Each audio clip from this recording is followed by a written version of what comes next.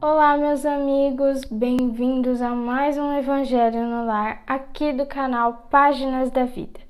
No Evangelho de hoje, que é o terceiro Evangelho no Lar, estaremos lendo uma passagem com vocês do livro O Evangelho segundo o Espiritismo, esse aqui. A gente está lendo essa edição. Se caso você tenha alguma outra edição na casa de vocês, não tem problema nenhum acompanhar por ela. E após a leitura do texto, estaremos fazendo algumas reflexões, as nossas opiniões sobre o texto lido, e depois a gente vai pedir para vocês pausarem o vídeo e tirarem as suas próprias reflexões. Então, retornarem ao vídeo, pois estaremos no final do vídeo fazendo uma oração para a fluidificação da água e a prece final. Então, eu peço que vocês tenham um copo com água, ou uma garrafa, uma jarra, aí perto de vocês, no momento que vocês estiverem escutando esse Evangelho no Lar, para no final ter essa água fluidificada e poder beber dela, ou para poder deixar para as outras pessoas da sua família, e também vai ter a prece final, que é o momento do encerramento do Evangelho para vocês fazerem com a gente. Pessoal, caso vocês tenham mais membros da família que queiram participar desse Evangelho no Lar, por favor, chamar agora. Ou, se a pessoa não quer participar, pedir para não ser incomodado nesse momento que você vai estar ali de conexão espiritual. É muito importante, no Evangelho no Lar, a gente tirar nossas próprias reflexões sobre o texto lido. Aqui você vai ver um pouco da reflexão minha e da Gabriele. Porém, antes da prece final, vai chegar um momento que a gente vai pedir para vocês pausarem o vídeo para vocês debaterem entre si, se tiver mais membros, ou se você estiver sozinha também, não tem problema. Onde você vai refletir sobre o texto lido e tirar suas próprias conclusões. É muito importante no Evangelho no Lar fazer esse trabalho, pois o Evangelho é um momento de estudo e conhecimento. E quando a gente está no Evangelho, é o momento que nossos mentores espirituais, amigos espirituais, ou seja, familiares desencarnados, se aproximam de nós. Se aproxima para que essa conexão, onde todos estão sendo beneficiados pela busca da espiritualidade.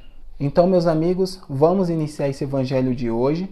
Eu peço que todos fechem os olhos nesse momento e elevem seus pensamentos a Deus.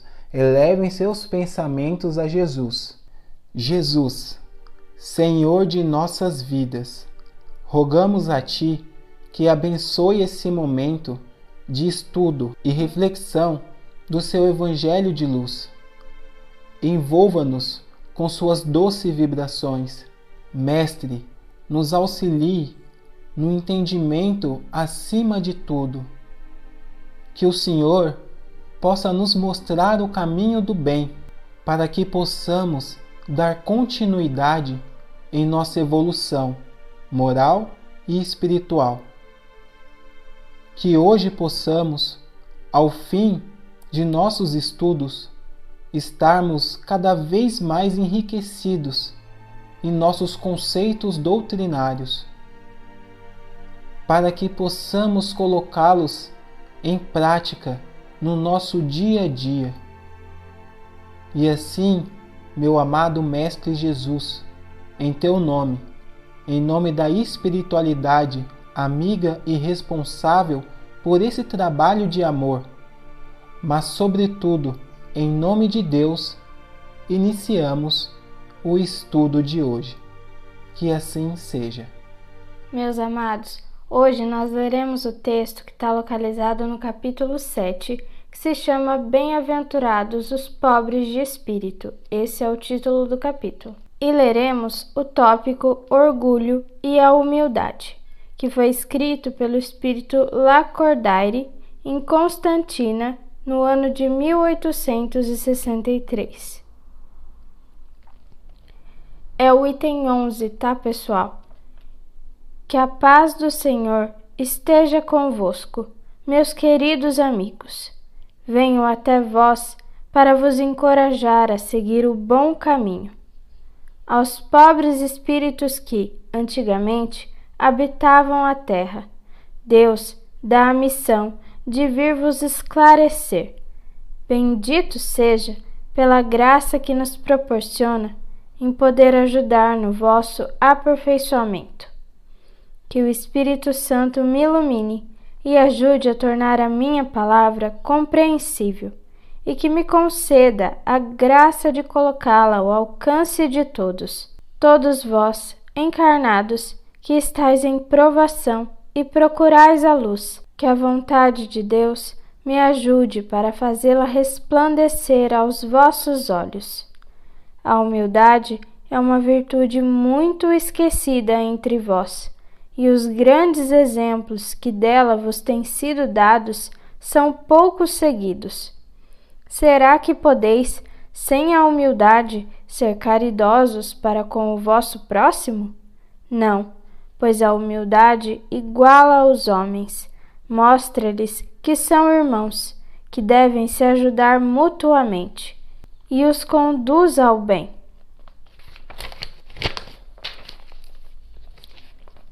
Sem a humildade, apenas vos enfeitais de virtudes que não tendes, como se vestisseis uma roupa para ocultar as deformidades de vosso corpo. Lembrai-vos daquele que nos salvou. Lembrai-vos de sua humildade, que o fez tão grande e colocou acima de todos os profetas. O orgulho é o terrível adversário da humildade.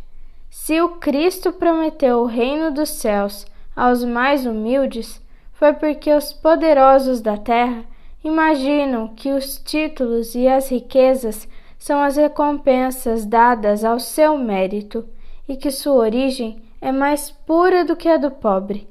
Acreditam que isso lhes é devido por direito, e quando Deus as retira, acusam-no de injustiça.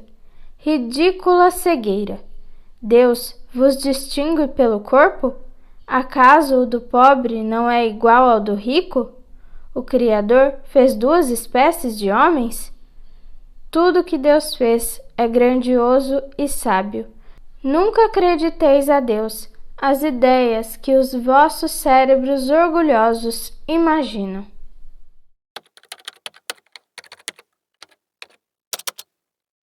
Amigos, como vemos nesse texto, a humildade, ela é num aspecto muito amplo ainda, né? A humildade, ela não é só apenas financeiro, mas também a gente sente falta dessa humildade de caráter, né? Em todos os pontos, dá pra gente trabalhar a humildade em nossa vida, né? E isso que esse texto quis nos mostrar. Usou até exemplo o Mestre Jesus, né? Um ser que era tão humilde em suas ações, em suas palavras, um ser que esbanjava amor por onde ele andava e não esbanjava ostentação, orgulho, ego, mas ao contrário de tudo isso. A gente pode ver a diferença de humildade de um ser, de um espírito, né, extremamente evoluído, comparado a nós, que temos tanto ainda defeitos a corrigir e precisamos trabalhar mais a humildade. A humildade, ela é uma virtude que o ser humano em si, ele precisa colocá-la em prática no nosso dia a dia, nos nossos hábitos, nas nossas ações, em como lidamos com as outras pessoas, né? Seja no trabalho, seja num relacionamento, seja numa questão familiar. A humildade, ela pode fazer com que nós, seres humanos, possamos sempre estar aprendendo, porque um ser que é humilde é um ser que ele não se sente superior a ninguém. Consequentemente, é um ser que ele está em total aprendizado. Até com arrogância, até com xingamento do outro ele compreende, porque ele não se sente superior. Ele compreende o ego, a raiva do outro. Então o ser humilde, ele é um ser que ele tem mais compreensão. Ele é um ser que ele busca sabedoria. Ele é um ser que ele procura entender o seu nível espiritual. Não se sente melhor do que ninguém. Ele não se sente melhor que o outro irmão. Ele não se compara com o outro irmão. Ele se sente por igual. E um ser com essa virtude da humildade, é um ser que entendeu o amor ao próximo, é um ser que está, sem dúvidas nenhuma, colocando a sua espiritualidade à frente na sua vida. E é isso que a gente tem que buscar. E é isso que esse trecho que a Gabriele leu quer nos mostrar. O valor da humildade. Qual que é o valor que isso mudaria para a nossa encarnação? É um ponto, né, que a gente tem que pensar no nosso dia a dia. Será que eu sou humilde? Será que eu sou uma pessoa que procura a humildade, ou eu procuro sempre a vaidade, o ego, a ostentação? São valores que o ser humano aqui na Terra, ele vê como valores primordiais. Mas quando a gente vai para o lado espiritual, são valores cada vez mais primitivos. E a humildade, o amor, a caridade são valores que deveriam ser primordiais no caminhar do ser humano aqui na Terra. Mas infelizmente não é o que a gente vê. Mas não cabe a nós, reparar isso no outro, mas em si em nós mesmos. Porque o mundo ele só vai mudar quando a gente mudar. A gente tem que ser a mudança que a gente quer ver no mundo. Então cabe a nós, dia após dia, trabalhar para ser uma pessoa mais humilde.